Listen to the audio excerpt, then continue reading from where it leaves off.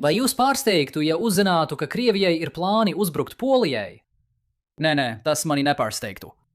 Šobrīd mēs jau esam pieraduši pie kara pasaulē un visa tā bezjēdzības, kas ar to nāk līdzi. Kas šodien ir īpašs, ir tas, ka mums tagad ir konkrētāka informācija par to, ko Krievija ir ieplānojusi un kad Kremlis varētu dot pavēli. Un šis nu ir kas traks. Tas ir, kā lai es to pieklājīgi pasaku, drosmīga stratēģija, kas paredzēta, lai destabilizētu Ukrainu, un aiz tās slēpjas interesanta loģika. Tātad šodienas video es vēlos apskatīt 5 lietas. Vispirms es izpētīšu izlūkošanas ziņojuma avotu kā ievadu visai turpmākajai spekulācijai. Pēc tam es sniegšu sulīgās detaļas par to, ko tieši ziņojums saka par draudiem, kā arī pievienošu komentārus par to, vai viss šis varētu darboties. Ceturtkārt, es izskatīšu sazvērstības teoriju, ka patiesībā tās ir Amerikas Savienotās Valstis, kas cenšas panākt, lai Polija ciestu neveiksmi. Un visbeidzot, mēs izpētīsim, kāpēc Krievija varētu mēģināt to darīt tieši tagad. Bet sāksim ar ziņojuma avotu. Un palieciet kopā ar mani, jo mēs spēlējam sabojāto telefonu. Tiek apgalvots, ka ASV izlūkdienesti savāca sākotnējos pierādījumus. Man jāuzsver, ka Amerikas Savienotās Valstis jau iepriekš zināja, ka Krievija grasās uzbrukt Ukrainai. Neskatoties uz to, ka dažādi skeptiski sabiedrotie atmeta Putina draudu nopietnību. Vienā brīdī šķita, ka Amerikas Savienotās Valstis būtībā lasa Kremļa ēpastus, un nav pamata domāt, ka tas pēdējo gadu laikā būtu mainījies. Amerikas Savienotās Valstis pēc tam nodeva šo informāciju Polijas prezidentam. Kāds no viņa tuvākā loka, visticamāk, kurš bija informēts par sarunu, pēc tam šo informāciju nodeva ievērojamai Polijas ziņu vietnei. Tad tas izpelnījās lielāku uzmanību angliski runājošajā pasaulē, kad tā saistītā platforma The Telegraph publicēja rakstu par šo tēmu. Paturiet to prātā vēlāk, taču vispārējā doma par Krievijas sazvērestību pret Poliju nav nekas jauns. Polijas ārlietu ministrs, kā arī premjerministrs Donalds Tusks, jau kādu laiku izsaka līdzīgas lietas. Atšķirība ir tāda, ka mums ir vairāk detaļu par šo tēmu. Vai vismaz dažiem no mums ir vairāk detaļu par šo tēmu. Jūs varat redzēt, ka šīs stāsts izplatījās caur tiem mēdījiem, kas sliecas pa kreisi, bet tālāk tas īsti neizplatījās. Turklāt ziņojuma pasniegšanā bija būtiskas atšķirības. Atkal, kaut kas, ko paturēt prātā vēlāk. Labēji noskaņotie avoti draudus interpretēja kā lielāku satraukuma iemeslu, savukārt kreisie mediji uzsvēra, ka vēl nav apstiprinājuma, ka Krievija plāno īstenot draudus. Kā es to visu zinu? Tas ir pateicoties šodienas sponsoram, kas atkal ir ar mums – Ground News. Ar Ground News jūs varat novērst savus aklos punktus, izmantojot viņu ļoti atbilstoši nosaukto funkciju Blind Spot, kas izceļ stāstus, kurus nesamērīgi atspoguļo viena politiskā spektra puse. Es iesaku ieslēgt pogu skatīt starptautiskos aklos punktus, lai labāk koncentrētos uz stāstiem, kas man visticamāk būs svarīgi. Un, apmeklējot ground.news/lines on maps vai noskanējot QR kodu uz jūsu ekrāna, jūs varat ietaupīt lieliskus 40% no Vantage plāna, kas jums sniedz piekļuvi visai šai informācijai un vēl vairāk. Tāpēc vēlreiz paldies Ground News par šodienas video atbalstīšanu. R2. Mēs varam pievērsties tam, ar ko tieši Krievija varētu vai nevarētu draudēt. Šīs nav plāns pilna mēroga uzbrukumam, kā daudzi tiešsaistes komentāri apgalvoja. Lūdzu, izlasiet rakstus un nespekulējiet tikai par to, uz ko varētu norādīt virsraksti. Drīzāk Krievijas iecerētais plāns ir kāda veida netradicionāla operācija. Visdrīzākā iespēja ir tāda, ka daži droni novirzīsies no kursa un iekļūs Polijas gaisa telpā, it kā tā būtu jauna un oriģināla ideja. Tādāk, nejauši izskatās, ka droni ietriecās elektrostacijā vai kādā citā kritiskajā infrastruktūrā. Cik neveiksmīga sakritība, kuru neviens nevarēja paredzēt. Tiek apspriesta vēl dīvaināka iespēja, lai helikopters apmaldās, šķērso Polijas teritoriju, un tad vēl vairāki krievi dodas pāri robežai, lai izglābtu apkalpi. Trešā un vēl ekstrēmāka iespēja ir īsts hibrīdu uzbrukums, kad Krievijas sauszemes spēki ieiet Polijā caur Kaļiņingradu vai Baltkrieviju, otrajā gadījumā iespējams arī ar Baltkrievijas spēkiem līdzi. Jo acīm redzot, tas ir kaut kas, ko Lukašenko gatavojas apstiprināt, neskatoties uz to, ka viņš skatās uz Ukrainu un saka Putinam, ka viņš kategoriski atsakās. Es pieņemu, ka vēl tāpēc, ka NATO ir vieglāks mērķis? Pirms mēs ejam dziļāk, man jūs jābrīdina, ka liela daļa no tā, kas sekos, izskatās pēc stratēģijas, kas ņemta tieši no Gnoma rokas grāmatas. Bet lai notiek. Militārā krīze tad rada politisku krīzi NATO iekšienē. Savienotās valstis izdara spiedienu uz Poliju, lai tā nereaģētu militāri. Alianses reputācija cieš, Briselē notiek tālāka sašķelšanās un tā tālāk un tā tālāk. Palīdzība Ukrainai tiek pārtraukta. Paga, vai es teicu Ukraina?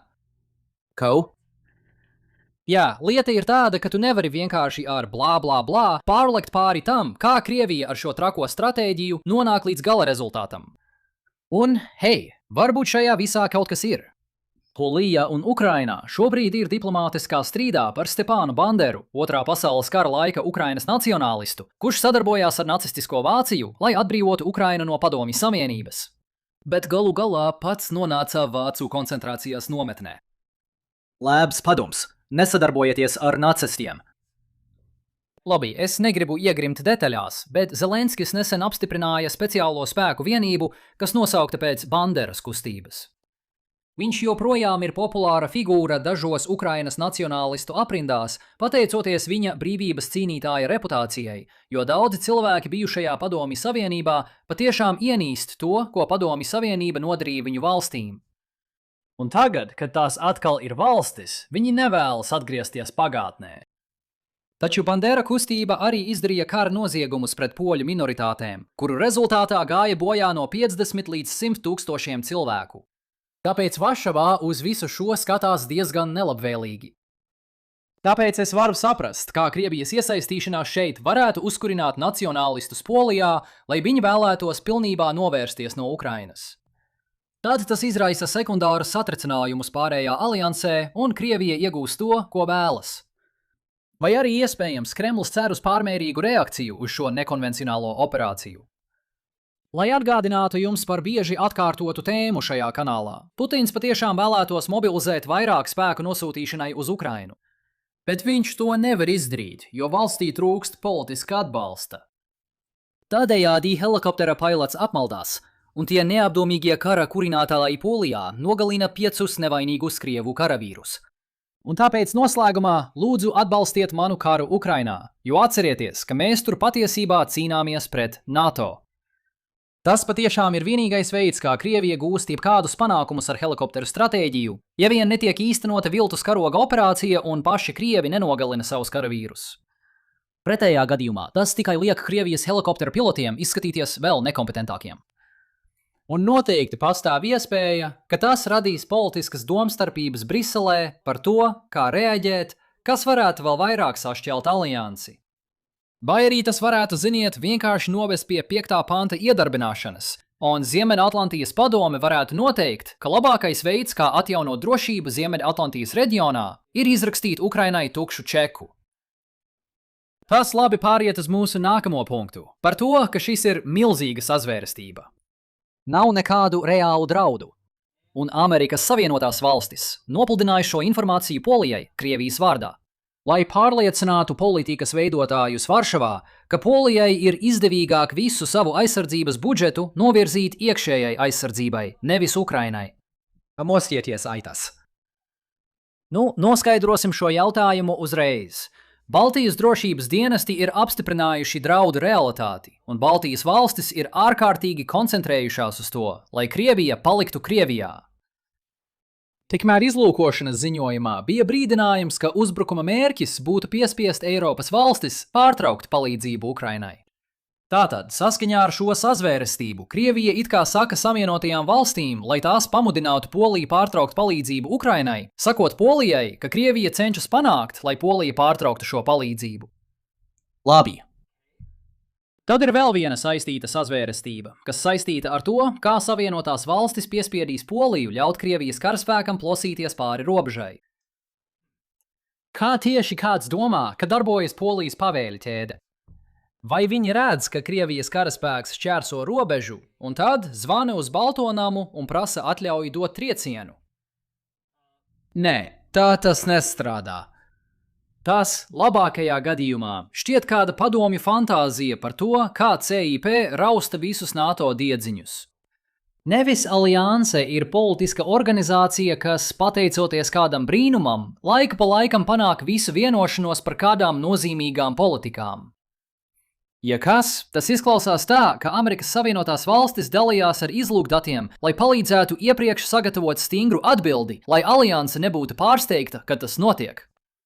Un, ja kāds domā, ka Amerikas Savienotās Valstis mēģināja izdarīt spiedienu uz Poliju, lai tā šeit būtu iecietīgāka, un poļu politiķi par to nav trakojuši presē, tad šis cilvēks nepazīst Polijas politiku.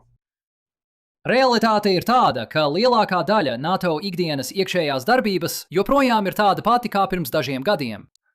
Šeit ir dažas nesenas fotogrāfijas ar ASV personālu, kas strādā kopā ar NATO sabiedrotiem ikgadējo Baltijas operāciju mācību laikā. Ir svarīgi atšķirt to, ka Amerikas Savienotās Valstis vēlas ieņemt atbalsta lomu Eiropā, no tā, ka Amerikas Savienotās Valstis pamestu novārtā Eiropas drošību. Pēdējo 2 gadu izmaiņas NATO ir bijušas saistītas ar pēdējo, un tieši šī politika turpināsies arī pie nākamā, kurš nāks pēc Trumpa. Ir arī vērts atzīmēt, ka ASV izlūkdienesti vienmēr ir bijuši izteiktāk pro-ukrainiski nekā prezidents. Tā būtu patiešām liela sazvērestība, ja izpildvara sniegtu Polijai nepatiesu informāciju, un neviens no ASV izlūkdienestiem neko neteiktu par tajā esošajiem meliem. Noslēgumā apspriedīsim īsi šī it kā notikušā iebrukuma Polijā laiku. Manuprāt, ir vilinoši skatīties uz pašreizējo situāciju un secināt, ka Krievijas spēja šādā veidā piespiest NATO drīz izsīks. Krievijas taktiskā priekšrocība ir dronu ražošanā un izvietošanā. Ja Kremlis rīt izlemtu pamest Ukrainu un pēkšņi pārvietotu visu savu dronu krājumu pret NATO, sabiedroto valstīm būtu jāpiedzīvo ilgstošas grūtības. Tomēr tas mainās, jo sabiedroto transformācijas pavēlniecības LCEX programma sāk testēt pretdronu operācijas. Var redzēt, ka šeit Krievijai ir neliels iespēju loks. Vai nu tagad ievest šos dronus, vai arī pieņemt faktu, ka vēlāk to izdarīt būs daudz grūtāk. Praksē tā nav tik laba ideja. LCIX ir ilgs ieviešanas periods, un pirmā aktivitāšu kārta notika aprīlī. Šeit nav pēkšņa spēju pieauguma, kas Krievijai nozīmētu tūlītēju minētā iespēju loga aizvēršanos. Drīzāk pārēja notiks ilgā laika posmā, kur Krievijai vienkārši lēnām nāksies pieņemt, ka NATO austrumu flanks spēj sevi labāk aizsargāt. Patiesībā ir vērts uzsvērt, ka LCEX darbojas kā pretsvars gaidāmajai spēku samēra maiņai, kas galu galā notiks. Kad Krievija iesaldēs karu Ukrainā, Kremlis nekavējoties pārdalīs resursus uz NATO robežu. Tas rada varas pieaugumu, ja vien NATO nespēj to izlīdzināt ar savu līdzsvaru. Atceries, preventīvais karš nav vienīgais veids, kā tikt galā ar spēku samēra maiņas blakus parādībām. Tu vari vienkārši izvēlēties turpināt virzīties pretējā virzienā, tādā pašā tempā. Drīzāk es domāju, ka labākais skaidrojums pašreizējam laikam ir tas, ka lietas Ukrainā neiet tik labi. Vai, precīzāk sakot, lietas neiet tik labi Krievijā, kur benzīnu kļūst arvien grūtāk atrast. Nav nepieciešams iesaistīties neapdomīgās, augsta riska stratēģijās ar negatīvu sagaidāmo iznākumu, ja tev viss iet labi. Vārdsargu noņem tikai tad, kad esi iedzinējos un esi gatavs riskēt, lai izlīdzinātu rezultātu. Tomēr vislabāk ir nejaukt ziņojumu par iespējamu uzbrukumu Polijai ar jau notikušu uzbrukumu Polijai. Krievija šajā jautājumā var ļoti labi mainīt savu viedokli, un pat paša ziņojuma publicēšana var ietekmēt dažus viedokļus Maskavā. Varbūt labāk ir uzskatīt, ka Kremlis izsaka šādu iespēju kā iepriecinošu zīmi par to, kur Kremlis uzskata, ka karš varētu virzīties tuvāko mēnešu laikā. Bet neviens no mums vēl nav tur. Tātad, kādi ir mūsu galvenie secinājumi šodienai? Ir ziņojums visticamāk autentisks, ka Kremlis plāno netradicionālu uzbrukumu Polijai. Kremļa galīgais mērķis ir veicināt kara gaitu Ukrainā, taču ceļš, kā to panākt, ir visai neskaidrs. Vismaz šī saruna ir ticamāka nekā doma, ka tas viss ir viena liela ASV sazvērstība. Un vislabāk ir domāt par laika izvēli šeit, kā atspoguļojumu tam, kas notiek kaujas laukā Ukrainā, nevis tam, ko dara NATO valstis. Vēlreiz paldies Ground News par šodienas video atbalstīšanu.